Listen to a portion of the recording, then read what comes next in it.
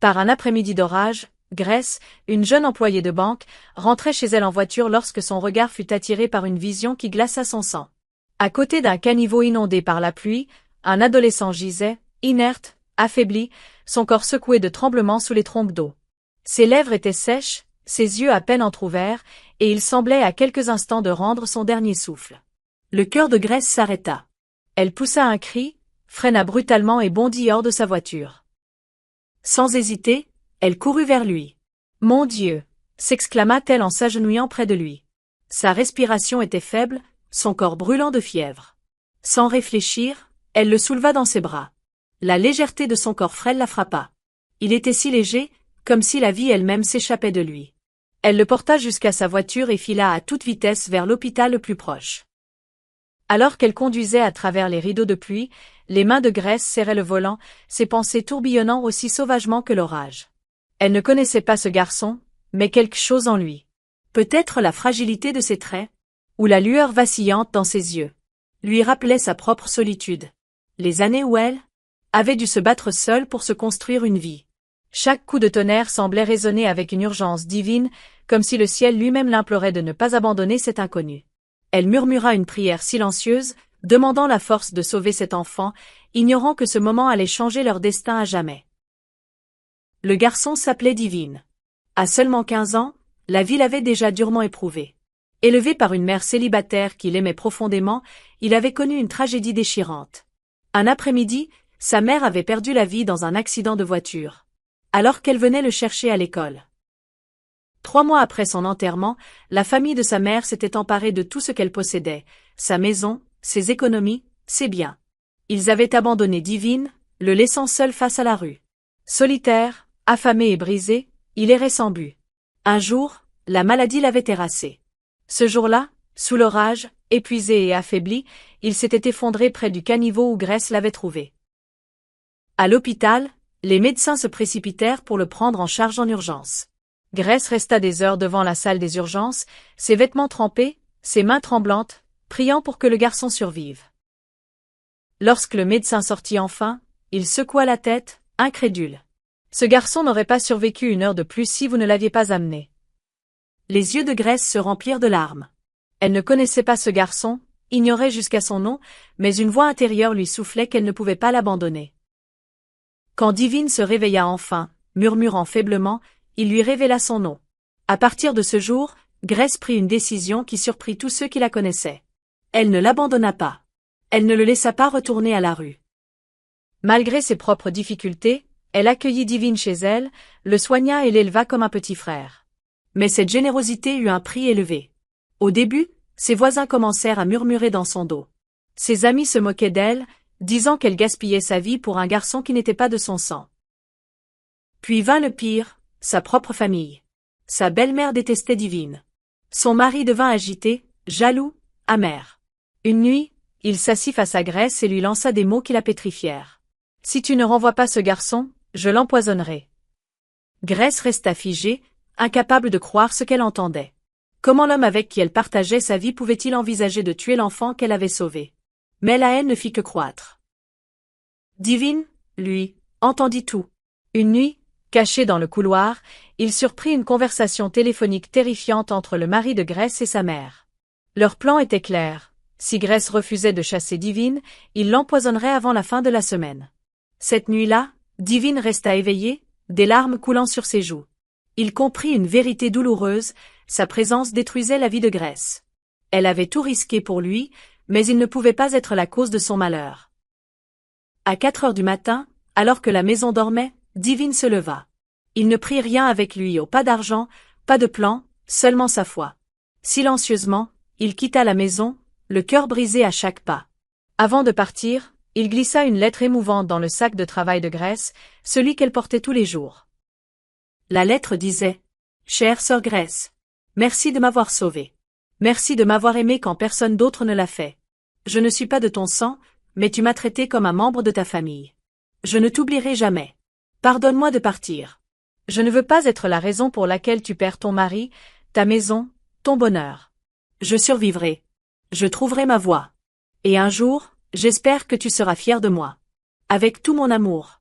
Divine. » Ce matin-là, lorsque Grèce trouva la lettre, ses mains tremblèrent. Les mots de gratitude, d'amour et d'adieu lui transpercèrent le cœur comme une lame. Elle s'effondra en larmes, criant le nom de Divine, courant partout pour le retrouver. Mais Divine était partie. Divine s'éloigna dans l'aube froide, porté par rien d'autre que la foi qui brûlait en son cœur. Il avait choisi de partir pour protéger Grèce, la femme qu'il avait sauvée, de nouvelles souffrances. Sans plan, sans argent, sans famille pour l'accueillir, il espérait pourtant survivre. En chemin vers une ville inconnue, son voyage prit une tournure tragique.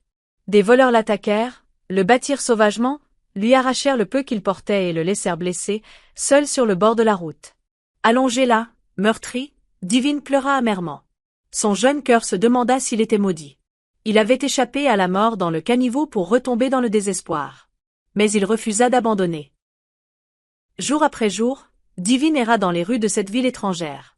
Ses pieds se couvrirent d'ampoules, ses vêtements se déchirèrent, son corps s'affaiblit sous le poids de la faim. Il mendiait des restes pour survivre, dormant parfois sous des étals abandonnés, parfois sur des trottoirs nus, avec le vent glacé de la nuit comme seul compagnon. Pourtant, même dans sa souffrance, Divine portait en lui une qualité rare, l'humilité et la foi. Lorsqu'il mendiait, il baissait la tête avec respect, murmurant toujours un merci sincère, même pour la moindre miette. Face aux moqueries, il gardait le silence. Face à l'humiliation, il priait. Et peu à peu, quelque chose d'extraordinaire commença à se produire. Une nuit, alors qu'il s'abritait sous un vieux auvent délabré, Divine leva les yeux vers un ciel étoilé, perçant à travers les nuages. Chaque étoile semblait lui murmurer une promesse, un rappel que même dans l'obscurité, la lumière persistait. Il pensa à Grèce, à son sourire chaleureux, à la façon dont elle lui avait offert un foyer quand le monde l'avait rejeté. Ses souvenirs ravivèrent sa détermination. Il serra contre lui un petit caillou ramassé près du caniveau où elle l'avait trouvé, un talisman de sa survie. « Je ne te décevrai pas, Grèce », murmura-t-il, jurant en silence de transformer sa douleur en un avenir dont elle pourrait être fière.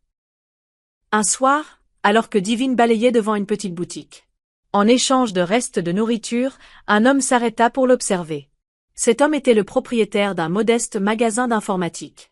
Il remarqua l'ardeur de Divine, sa discipline, son attitude respectueuse. Au lieu de lui donner quelques pièces, il lui offrit quelque chose de bien plus précieux, une opportunité. « Viens à mon magasin demain, lui dit-il. Si tu es prêt à apprendre, je t'enseignerai. » Le cœur de Divine bondit de joie. Il avait toujours été curieux de la technologie, mais n'y avait jamais eu accès. Dès le lendemain, il travailla sans relâche dans la boutique, nettoyant, réparant des câbles, transportant des cartons. Mais chaque fois que le propriétaire lui montrait quelque chose sur un ordinateur, l'esprit de Divine absorbait l'information comme une éponge. Les semaines devinrent des mois. Les compétences de Divine s'affinèrent. Il apprenait à une vitesse surprenante, passant ses nuits à lire des bouts de manuels qu'il trouvait. Bientôt, il réparait des appareils, concevait des logiciels et imaginait des idées bien trop grandes pour la petite boutique. Puis vint le tournant décisif. Avec un vieil ordinateur emprunté, Divine commença à développer un projet personnel, une petite idée technologique qui allait transformer sa vie. La communauté locale commença à le remarquer. Ses solutions se répandirent de maison en maison, puis attirèrent l'attention d'entreprises. Des investisseurs reconnurent son potentiel. La petite étincelle de Divine devint un brasier. Des années passèrent. Divine, autrefois un orphelin frêle gisant près d'un caniveau, devint un PDG respecté dans le domaine de la technologie. Son nom portait du poids, son entreprise s'étendait au-delà des frontières, et sa fortune croissait. Mais même au sommet de sa réussite, il n'oublia jamais Grèce, la femme qui lui avait sauvé la vie quand le monde l'avait ignorée. Pendant ce temps, la vie de Grèce s'effondrait. Une maladie grave l'avait frappée, affaiblissant son corps. Elle perdit son emploi. Son mari l'abandonna sur son lit de malade. Sa famille, pour laquelle elle avait tout sacrifié, la rejeta. Ses amis se moquaient d'elle. Même son propriétaire et ses voisins l'humiliaient quotidiennement. Un jour cruel, ils la jetèrent à la rue, ses affaires éparpillées, sa santé défaillante. Les passants riaient, lui criant de partir. Elle les supplia, mais personne ne lui accorda de pitié. Ce que tous ignoraient, c'est que le destin s'apprêtait à renverser l'histoire. Sous un soleil brûlant, Grèce s'agenouilla faiblement sur le sol poussiéreux, ses affaires jetées autour d'elle. Elle implorait son propriétaire, des larmes coulant sur son visage. « S'il vous plaît, Juste quelques jours de plus. Je suis malade, je n'ai nulle part où aller. Le propriétaire repoussa son sac d'un coup de pied. Tu crois que je fais la charité? Dégage, tu n'es rien. Sa voix tonna, couvrant ses supplications, tandis que les voisins se moquaient sans pitié. Grace pouvait à peine tenir debout, son corps tremblant de maladie, son esprit brisé. Dans cet instant de désespoir, alors que les insultes pleuvaient autour d'elle, Grace ferma les yeux et se remémora le visage de Divine, ce garçon qu'elle avait sauvé des années plus tôt. Elle se demanda où il était, s'il avait trouvé un refuge, s'il avait survécu aux cruautés du monde. Une petite voix en elle, faible mais persistante, lui soufflait que son acte de bonté n'avait pas été vain. Même au bord de l'effondrement, elle s'accrochait à l'espoir que l'amour qu'elle avait donné porterait un jour du fruit, ignorant que ce fruit était sur le point de revenir vers elle sous une forme spectaculaire. C'est alors que le rugissement de moteurs puissants retentit dans la rue. Une luxueuse voiture noire s'arrêta devant la foule, suivie d'un van militaire. 2 officiers imposants en uniforme en descendirent, leur présence imposant le silence. Les rires moqueurs des voisins s'évanouirent. Le propriétaire se figea. Tous regardaient, stupéfaits. La portière de la voiture s'ouvrit, et un homme en costume impeccablement taillé en sortit. Son aura commandait le respect. Les années l'avaient transformé, mais ses yeux brûlaient d'une flamme familière. C'était Divine, l'enfant mourant du caniveau, désormais un magnate de la technologie, puissant et prospère, accompagné de 2 officiers. La foule recula. Divine avança, ses yeux fixés sur Grace, faible, rejetée, humiliée. Elle leva lentement les yeux, le souffle coupé. Au début, elle ne le reconnut pas. L'enfant qu'elle avait sauvé avait disparu. Mais en voyant l'amour et la révérence dans son regard, elle comprit. Sans hésiter, Divine s'agenouilla dans la boue devant elle, sous les regards choqués de la foule. « Ma sœur, dit-il, la voix tremblante, tu m'as sauvée quand je n'avais rien. Tu m'as donné la vie quand le monde m'a laissé mourir. Aujourd'hui, je suis venu te remercier. » Des larmes coulèrent sur les joues de Grace. Divine se tourna vers le propriétaire et les voisins, sa voix calme mais ferme. « La femme que vous avez rejetée est la raison de ma vie. La pierre que vous avez jetée est le fondement de mon existence. » La honte envahit leur visage. Les bouches qui s'étaient moquées d'elle restèrent muettes. Divine prit la main de Grace, tandis qu'un officier ramassait ses affaires éparpillées. Ils la guidèrent vers la voiture de luxe.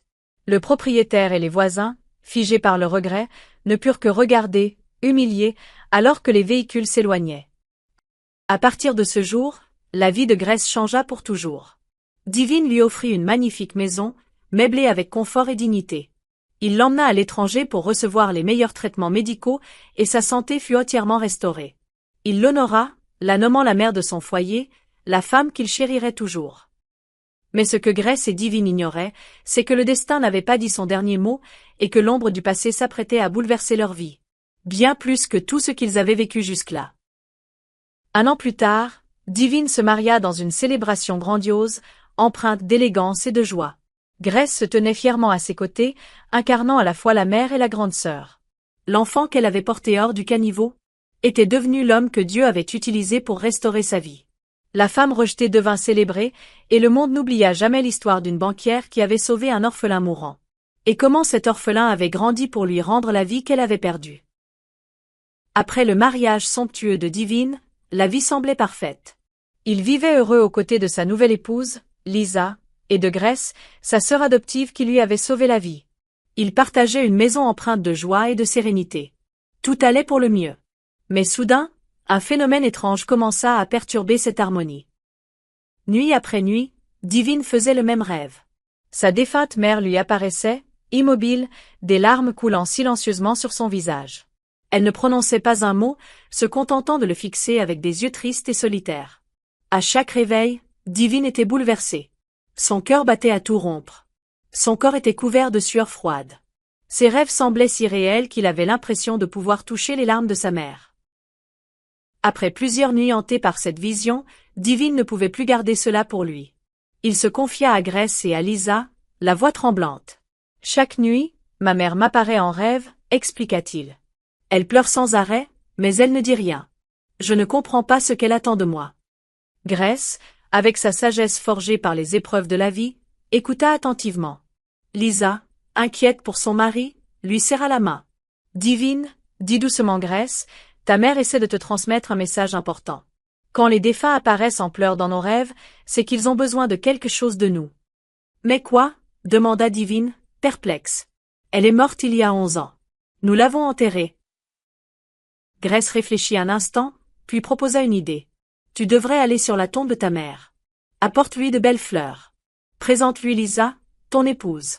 Ensuite, parle à son esprit. Demande-lui de te révéler pourquoi elle pleure dans tes rêves. Alors que Divine méditait sur les paroles de Grace, une vague d'émotions contradictoires l'envahit. Il se souvenait des jours heureux passés avec sa mère, des rires partagés autour d'un repas simple, de ses mains douces qui lissaient ses cheveux. Ses rêves ravivaient non seulement sa douleur, mais aussi une étrange lueur d'espoir, comme si une vérité cachée attendait d'être révélée.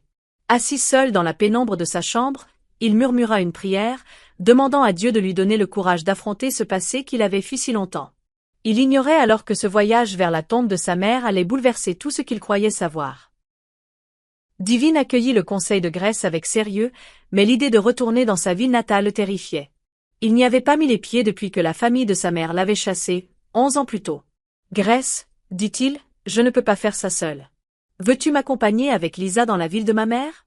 J'ai besoin de ton soutien. Grace lui offrit un sourire chaleureux. Bien sûr, Divine. Je serai là. Nous sommes une famille. Une semaine plus tard, Divine, Lisa et Grace se préparèrent pour le voyage. Ils s'habillèrent de vêtements noirs sobres, par respect, et Divine choisit les plus belles fleurs qu'il put trouver pour la tombe de sa mère. Accompagnés de leur chauffeur, ils prirent la route dans la voiture de Divine. Le trajet vers sa ville natale fut long.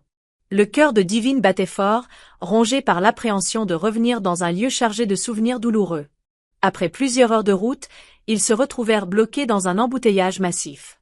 Les voitures étaient immobilisées, coincées dans un chaos de klaxons. « Monsieur, dit le chauffeur à Divine, la circulation est terrible. Nous risquons de rester bloqués des heures. Voulez-vous que je prenne une autre route qui contourne la ville? » Oui, répondit Divine. Prenez n'importe quel chemin qui nous mènera plus vite.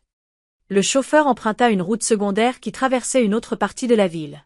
Divine, perdu dans ses pensées, regardait par la fenêtre, l'esprit occupé par sa mère, lorsqu'un spectacle fit soudain geler son sang.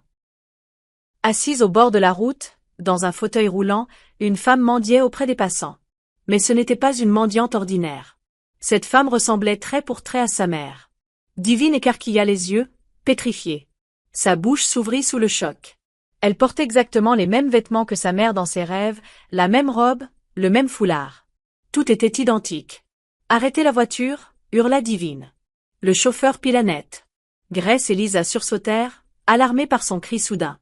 « Qu'est-ce qui ne va pas ?» demanda Grace, le cœur battant. Divine pointa un doigt tremblant vers la femme. « Cette femme, murmura-t-il, terrifié. Elle ressemble exactement à ma mère, et elle porte les mêmes vêtements que dans mes rêves. » Grace et Lisa suivirent son regard. La femme en fauteuil roulant mendiait effectivement, et sa ressemblance avec les photos de la mère de Divine était frappante. Tous trois étaient bouleversés. Sans perdre une seconde, ils sortirent précipitamment de la voiture et se dirigèrent vers la mystérieuse femme. Divine s'approcha lentement, son cœur battant si fort qu'il semblait prêt à exploser.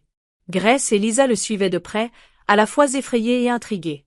En se rapprochant, Divine distingua mieux son visage, et ce qu'il vit le laissa sans voix. La femme avait une petite tache sombre sur la joue gauche. Exactement au même endroit où sa mère avait une marque de naissance, de la même taille, de la même forme. Ses mains se mirent à trembler. « Ce n'est pas possible, » murmura-t-il. « Ma mère est morte il y a 11 ans. Nous l'avons enterrée. » Il s'agenouilla devant la femme et la regarda droit dans les yeux. « Maman, est-ce toi ?» demanda-t-il doucement. La femme le fixa avec des yeux vides, sans sembler le reconnaître. Soudain, elle éclata d'un rire étrange et silencieux qui glaça Divine. « Maman, c'est moi, Divine, ton fils, » répéta-t-il, plus fort. Mais elle continua de le regarder en riant doucement, sans dire un mot, comme si elle ne l'avait jamais vu. Divine sentit le monde vaciller autour de lui.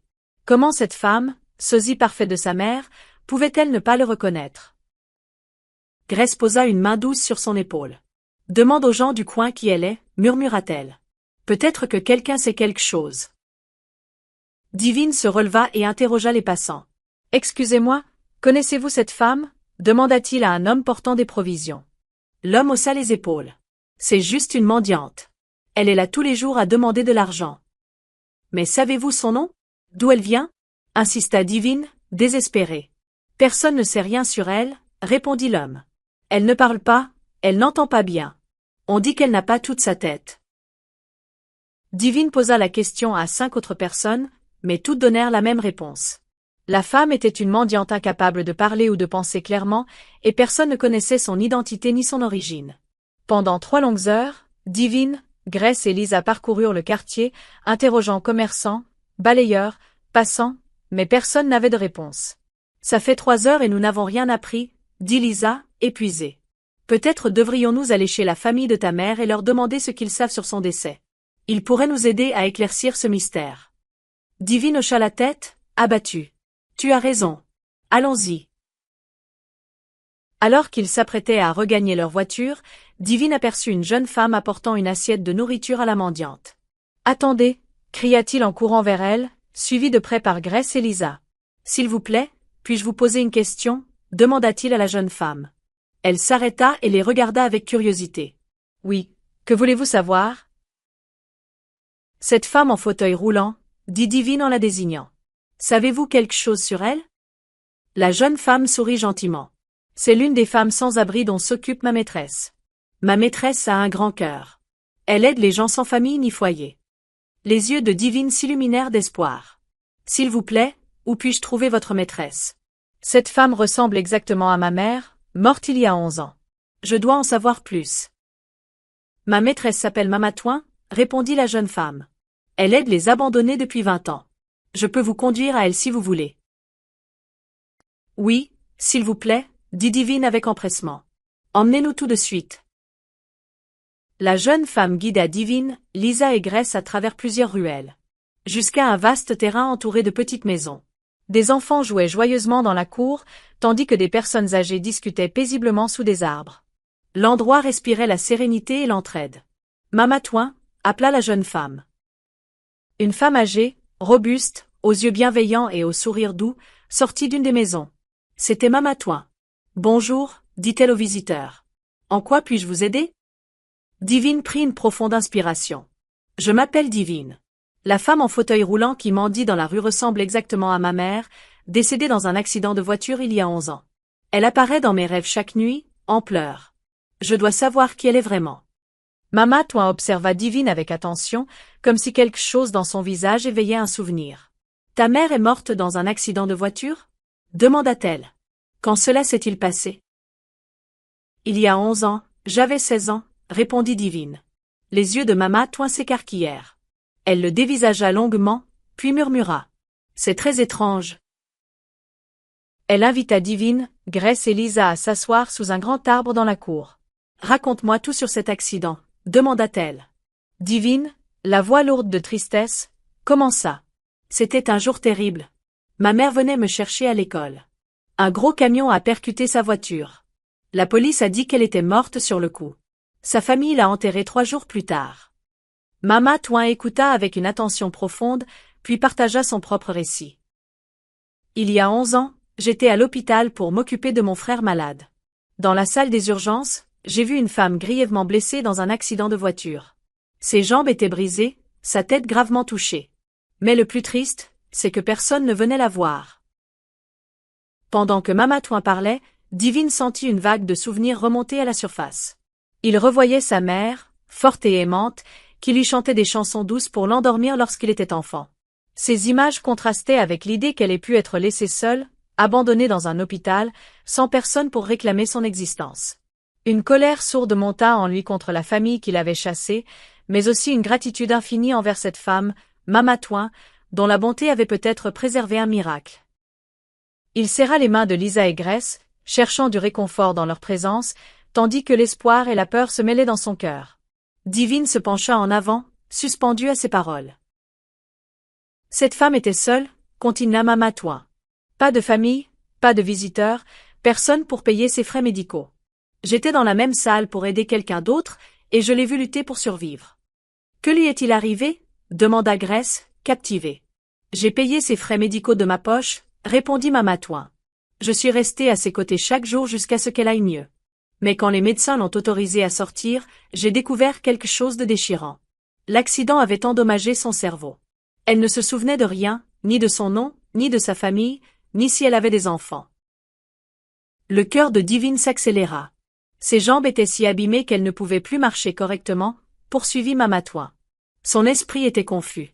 Parfois, elle riait sans raison, parfois elle pleurait. Elle ne parlait presque pas. « Qu'avez-vous fait alors ?» demanda Lisa. « Je l'ai ramenée ici pour vivre avec moi et les autres personnes dont je m'occupe. Depuis 11 ans, elle est comme ma propre fille. Je la nourris, je l'habille, je veille sur elle. » Mamatouin marqua une pause, regardant Divine avec intensité. « Mais il y a quelque chose d'unique chez cette femme, » ajouta-t-elle. « Depuis qu'elle est parmi nous, notre communauté a été bénie de manière incroyable. Des gens nous apportent de la nourriture et de l'argent, sans que nous demandions. Des choses merveilleuses arrivent autour d'elle, comme si elle portait la grâce de Dieu. » Divine tremblait. Était-il possible que cette femme soit vraiment sa mère? « Je dois découvrir la vérité, » déclara-t-il. Après cette conversation, Divine, Lisa et Grace décidèrent de se rendre dans la ville natale de la mère de Divine, pour enquêter davantage sur son décès. Ils interrogèrent des policiers, des employés d'hôpital, et toute personne susceptible de se souvenir de l'accident survenu 11 ans plus tôt. Peu à peu, les pièces du puzzle s'assemblèrent. Les investigations révélèrent une vérité choquante.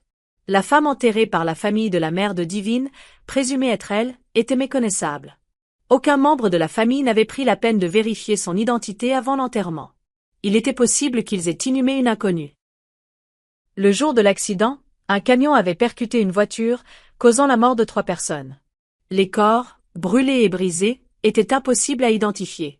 Cependant, une femme avait survécu et avait été transportée d'urgence à l'hôpital par un inconnu, dont l'identité restait un mystère.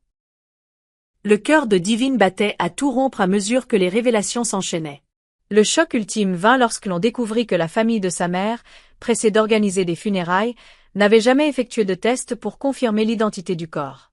Ils avaient simplement vu les restes abîmés et conclu « ce doit être elle », sans chercher plus loin. « Cela signifie qu'ils ont peut-être enterré une étrangère », murmura Grace, abasourdie. « Ta vraie mère pourrait être encore en vie. » Divine comprit qu'il n'y avait qu'un seul moyen de lever le doute. Il organisa un test ADN de maternité pour comparer son sang à celui de la femme en fauteuil roulant. Une semaine plus tard, les résultats arrivèrent.